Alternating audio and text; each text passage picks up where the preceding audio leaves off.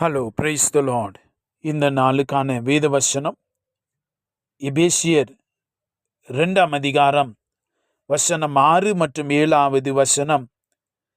கிறிஸ்து இயேசுக்குள் அவர் நம்மிடத்தில் வைத்த தயவினாலே தம்முடைய கிருபையின் மகா மேன்மையான ஐஸ்வர்யத்தை வருங்காலங்களில் விளங்க செய்வதற்காக கிறிஸ்து இயேசுக்குள் நம்மை அவரோடு கூட எழுப்பி உன்னதங்களில் அவரோடு கூட உட்காரவும் செய்தார். ஆமென், அல்லேலூயா.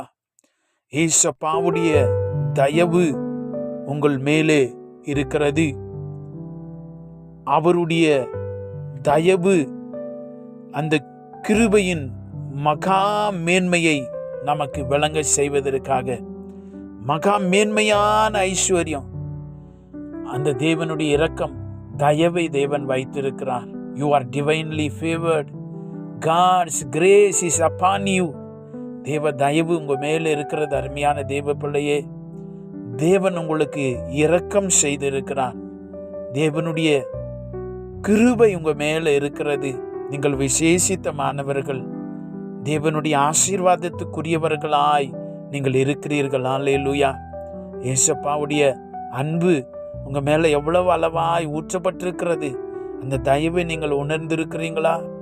ஏசப்பா எனக்கு இவ்வளவு தயவு பாராட்டி இருக்கிறாரு, ஏசப்பா அவருடைய இரக்கம் என் மேல இவ்வளவு அளவு வைத்திருக்கிறாரு என்று யோசித்தது உண்டா?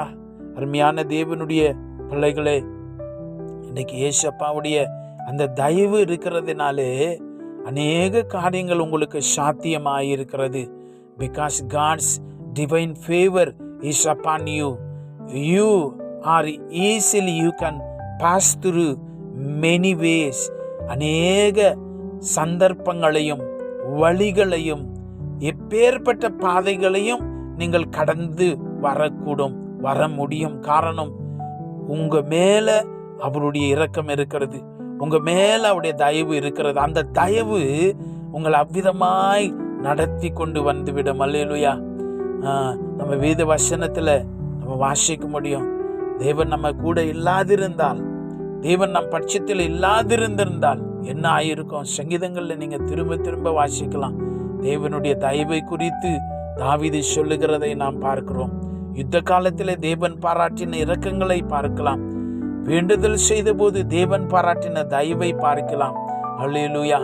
எனக்கு அன்பான தேவனுடைய பிள்ளைகளே, கர்த்தர் உங்களுக்கு மகா பெரிய தயவை செய்திருக்கிறார். அதை உணருங்க, அதை விசுவாசிங்க. என் மேல தேவனுடைய தயவு இருக்கிறது. அந்த தயவு என்னை பெருத்த தேவனுடைய சித்தத்துக்குள்ள என்னை கொண்டு வரும். நான் ஆசீர்வாதமாயிருப்பேன், பலத்தோடு வாழுவேன் என்று சொல்லி நம்பிக்கையோடு இருங்க.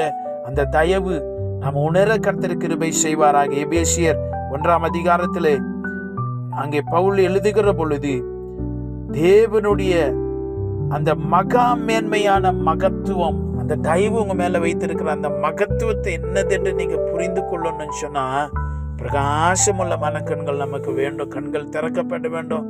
ஆவிக்குரிய வெளிப்பாடு நமக்கு வேண்டும்.